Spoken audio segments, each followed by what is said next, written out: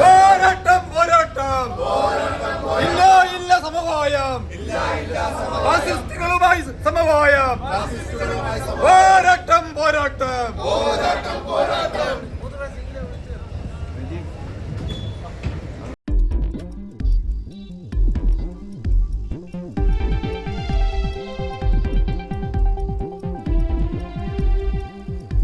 നമസ്കാരം. ആസാദി വാർത്തയുടെ night edition സ്വാഗതം. നോക്കാം ഇന്നത്തെ പ്രധാനപ്പെട്ട വിശേഷങ്ങൾ. വയനാട് തുരങ്കപാത നിർമ്മാണം തുടരാം, തടയണമെന്ന ഹർജി ഹൈക്കോടതി തള്ളി. മസാല ബോണ്ടിൽ ഇഡിക്ക് തിരിച്ചടി, കിഫ്ബിക്ക് നോട്ടീസ് നൽകിയ നടപടിക്ക് സ്റ്റേ. തൊഴിലുറപ്പ് പദ്ധതിയെ തകർക്കരുത്, 22-ന് LDF മാർച്ച്. പോറ്റിയെ കയറ്റിയ പാട്ടിനെതിരെ DGPക്ക് പരാതി, നടപടി ആവശ്യപ്പെട്ട് തിരുവാഭരണ പാത സംരക്ഷണ സമിതി. മെഡിക്ലെയിം നിഷേധിച്ചു, ഇൻഷുറൻസ് കമ്പനി 1.5 ലക്ഷം നഷ്ടപരിഹാരം നൽകണം. വാർത്തകളിലേക്ക് പോകാം. സംസ്ഥാനത്തിന്റെ സ്വപ്ന പദ്ധതിയായ വയനാട് തുരങ്കപാതയിൽ എതിരായ ഹർജി ഹൈക്കോടതി തള്ളി. കേന്ദ്ര സർക്കാർ നൽകിയ പാരിസ്ഥിതിക അനുമതി റദ്ദാക്കണമെന്നായിരുന്നു ആവശ്യം. വയനാട് പ്രകൃതി സംരക്ഷണ സമിതി സമർപ്പിച്ച ഹർജിയാണ് തള്ളിയത്. വിശദമായ പഠനം നടത്തിയാണ് പദ്ധതിക്ക് അനുമതി നൽകിയതെന്ന കേന്ദ്ര സംസ്ഥാന സർക്കാരുകളുടെ നിലപാട് കോടതി അംഗീകരിച്ചു.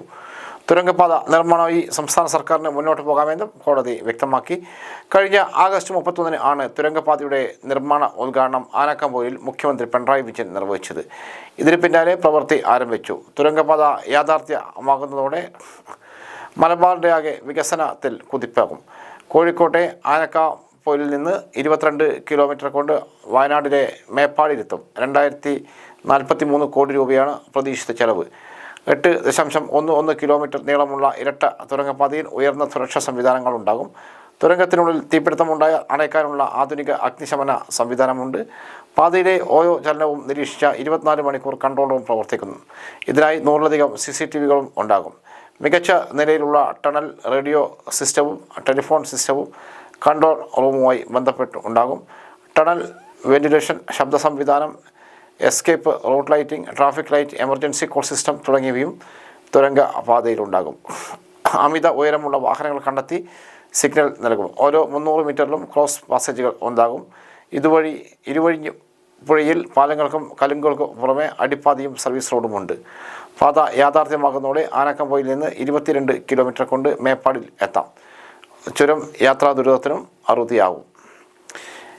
കേരളത്തിൽ നിന്ന് കർണാടകം, തമിഴ്നാട് സംസ്ഥാനങ്ങളിലേക്കുള്ള യാത്ര സുഗമമാകും. മുഖ്യമന്ത്രിയുടെ ക്രിസ്മസ് വിരുന്നിൽ പങ്കെടുത്ത് ഭാവന. മുഖ്യമന്ത്രി പിണറായി വിജയൻ സംഘടിപ്പിച്ച ക്രിസ്മസ് വിരുന്നിൽ പങ്കെടുത്ത് നടി ഭാവന. തിരുവനന്തപുരത്ത് നടന്ന വിരുന്നിൽ മന്ത്രി ശിവൻകുട്ടി, വിവിധ മതനേതാക്കൾ, സാമൂഹ്യ സാംസ്കാരിക രംഗത്തെ പ്രമുഖർ, രാഷ്ട്രീയ നേതാക്കൾ എന്നിവർ പങ്കെടുത്തു. ചൊവ്വാഴ്ച ഉച്ചയ്ക്ക് തലസ്ഥാനത്ത് നടന്ന വിരുന്നിലാണ് നടി പങ്കെടുത്തത്. നടി വിരുന്നിൽ പങ്കെടുത്തതിൻ്റെ ചിത്രം മന്ത്രി ശിവൻകുട്ടി പങ്കുവച്ചു.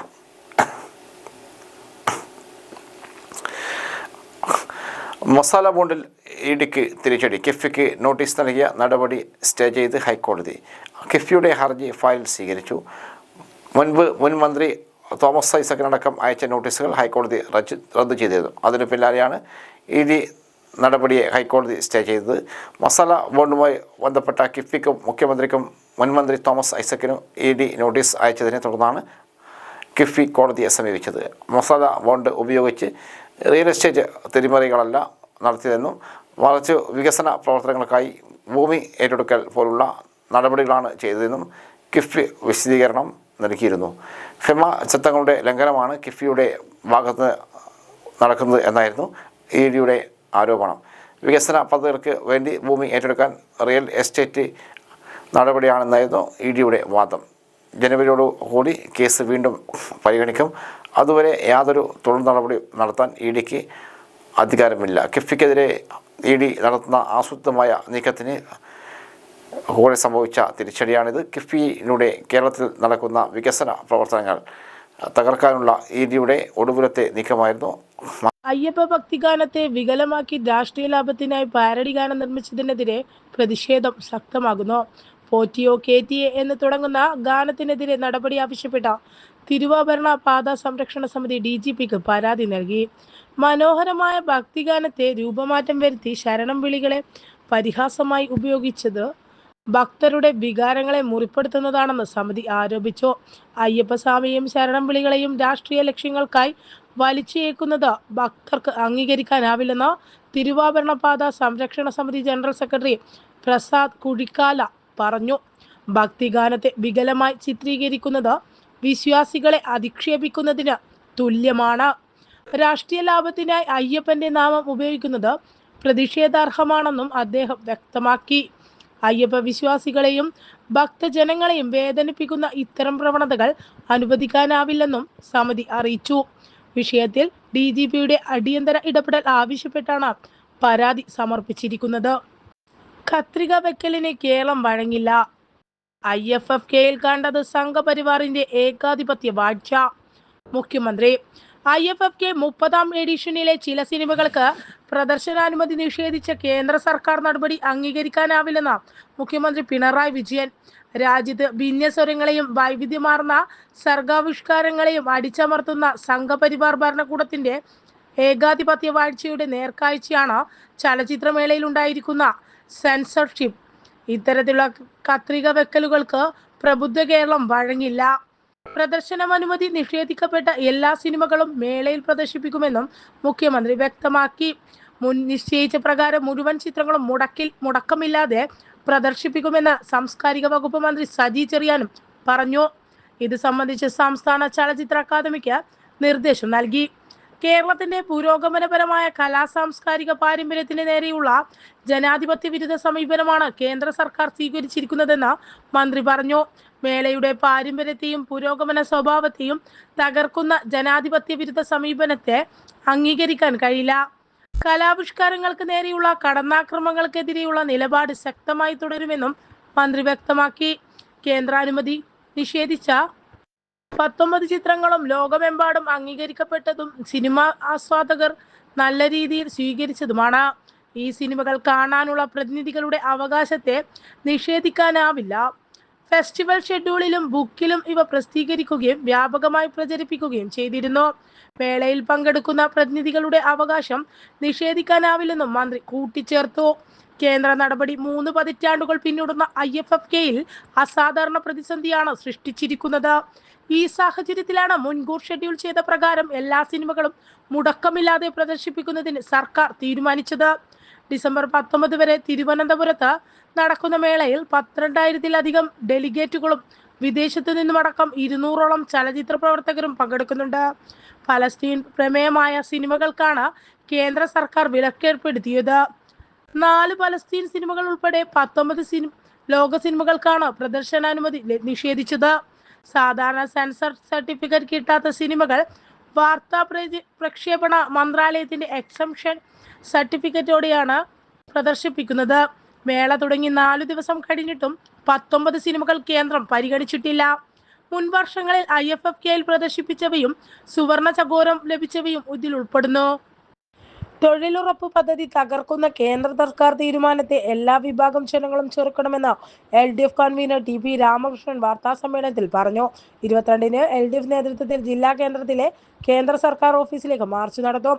ജീവിത ദാരിദ്ര്യ ലഘൂകരണത്തിനും ഗ്രാമീണ കുടുംബങ്ങളുടെ സഹായത്തിനും താങ്ങായി നിന്ന തൊഴിലുറപ്പ് പദ്ധതി തകരുന്നതിന് കാരണമാകുന്ന പുതിയ നിയമനിർമ്മാണത്തിൽ നിന്നും കേന്ദ്ര സർക്കാർ പിന്മാറണം. മഹാത്മാഗാന്ധിയുടെ പേര് പോലും വെട്ടിമാറ്റിയത് BJPയുടെ രാഷ്ട്രീയം മറനീക്കി പുറത്തു കൊണ്ടുവരുന്നതാണ്.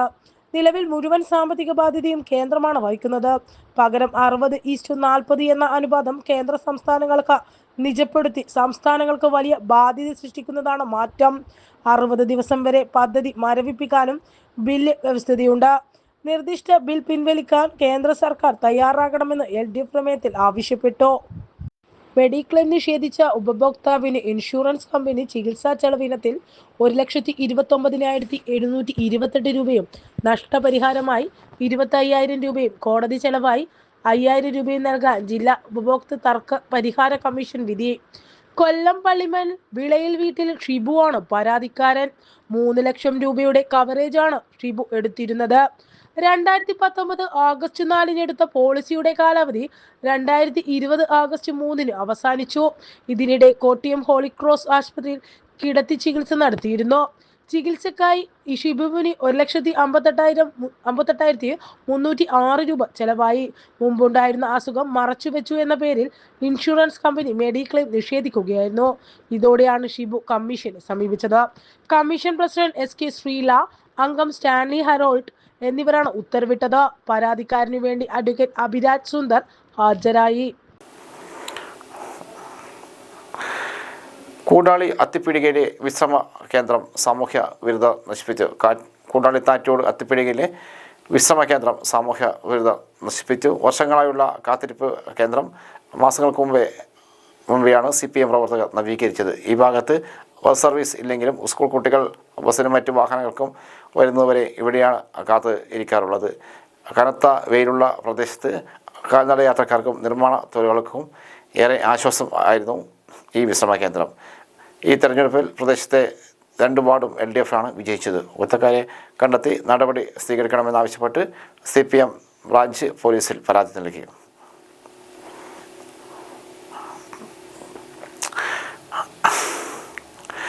ഹരിത നൂതനം IFKയിൽ മാതൃകാ ആശയങ്ങളുമായി ശുചിത്വ മിഷൻ. 30ാമത് രാജ്യാന്തര ചലച്ചിത്രമേളയുടെ മുഖ്യ വേദിയിൽ ശുചിത്വ മിഷൻ്റെ നൂതന ആശയങ്ങൾ ഏറെ. ചലച്ചിത്രമേള ഹരിതമേളയായി മാറ്റുന്ന ബോധവൽക്കരണവും ആശയ പ്രചാരണവുമാണ് മിഷൻ നടത്തുന്നത്.